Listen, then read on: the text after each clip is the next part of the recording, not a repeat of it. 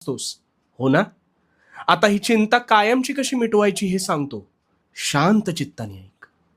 मला सांग, तू कधी मृगजळ पाहिलंयस का रे? नक्कीच पाहिलं असणार. पण मग ते खरंच असतं का? नाही ना. क्षणभंगूर असलेलं ते मृगजळ त्वरित नाहीसं होतं. आता तशी तुझी ही चिंता आहे.